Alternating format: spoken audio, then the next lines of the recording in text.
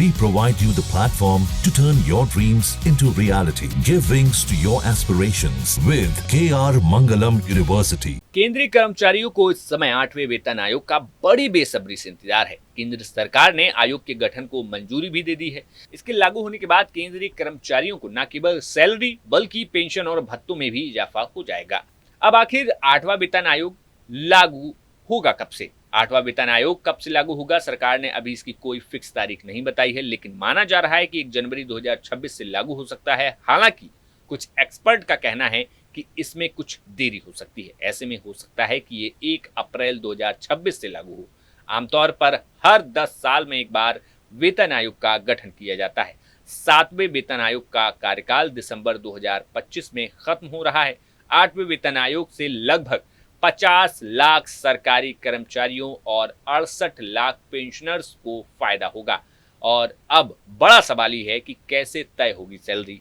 तो बता दें कि 8वां वेतन आयोग लागू होने पर विशेष फिटमेंट फैक्टर के आधार पर केंद्रीय सरकारी कर्मचारियों की सैलरी संशोधित की जाएगी। मान लीजिए कि मौजूदा 7वें वेतन आयोग के तहत वेतन संशोधन के लिए 2.57 का फिटमेंट फैक्टर लागू किया गया था। कुछ मीडिया रिपोर्ट्स के आधार पर सरकार 8वें वेतन आयोग के तहत 1.92 के फैक्टर पर समझौता कर सकती है। वहीं कुछ मीडिया रिपोर्ट्स के मुताबिक सरकार कम से कम 2.86 के हाई फिटमेंट फैक्टर का विकल्प भी चुन सकती है। अब बड़ा सवाल ये कि आखिर कितना होगा सैलरी में आपकी इजाफा। अब बड़ा सवाल ये कि आखिर आपकी सैलरी में कितना इजाफा होगा। बता दें कि सरकार अगर 8वां वेतन आयोग फिटमेंट फैक्टर को 3 या उससे ज्यादा करती है तो सरकारी कर्मचारियों की सैलरी में काफी बढ़ोतरी हो जाएगी। ऐसे में 8वां वेतन आयोग लागू होने पर केंद्रीय कर्मचारियों की सैलरी हर महीने 19,000 रुपए तक बढ़ने की संभावना हो सकती है। 8वें वेतन आयोग में न्यूनतम सैलरी 51,480 रुपए हो जाएगी। इतना ही नहीं, केंद्रीय कर्मचारियों को दी जाने वाली पेंशन भी बढ़कर 25,740 रुपए हो जाएगी। तो ये तो थी जानकारी 8वें वेतन आयोग की, लेकिन साथ ही साथ आपको ईपीएफओ से जुड़ी जानकारी भी बता देते हैं। दरअसल ईपीएफओ ने साल 2025 में अपने सदस्यों के लिए कई बड़े बदलाव किए हैं, जिनका उद्देश्य आसान, डिजिटल, पारदर्शी बनाना है। इसमें मुख्य तौर पर प्रोफाइल अपडेट करना अब आसान हो गया है।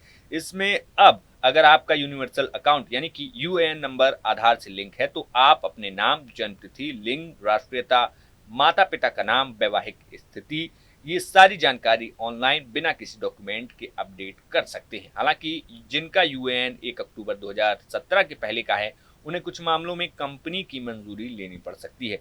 बता दें कि पीएफ ट्रांसफर की प्रक्रिया में अब तेजी आ सकती है। नौकरी बदलने पर पीएफ ट्रांसफर करना पहले से जटिल और समय लेने वाली एक जो प्रक्रिया थी उसमें आसानी हो सकती है, जिसमें कंपनी की मंजूरी जरूरी होती थी। लेकिन 15 जनवरी 2025 से ईपीएफओ ने इसे आसान कर दिया है।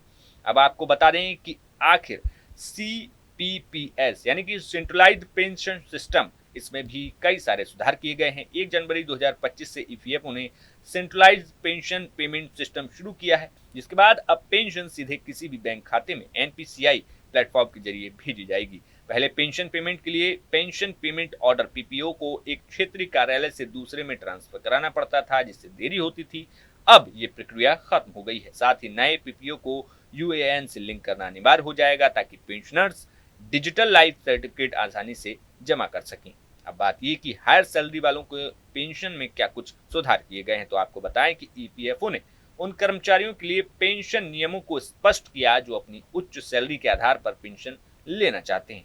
अब सभी के लिए एक समान प्रक्रिया अपनाई जाएगी। अगर कर्मचारियों की सैलरी निर्धारित सीमा से ज्यादा है और वे अतिरिक्त अंशदान देते हैं तो वे हायर सैलरी पर पेंशन ले सकते हैं। निजी ट्रस्ट चलाने वाली कंपनियों को भी ईपीएफओ के नियमों का पालन करना होता है। ये नियम पेंशन की राशि बढ़ाने में मदद करेगा। तो ये थी जानकारी ईपीएफओ और 8वें वेतन आयोग से जुड़ी हुई। कैसी लगी आपको ये जानकारी, हमें कमेंट बॉक्स में जरूर बताएं। Bureau report, news nation.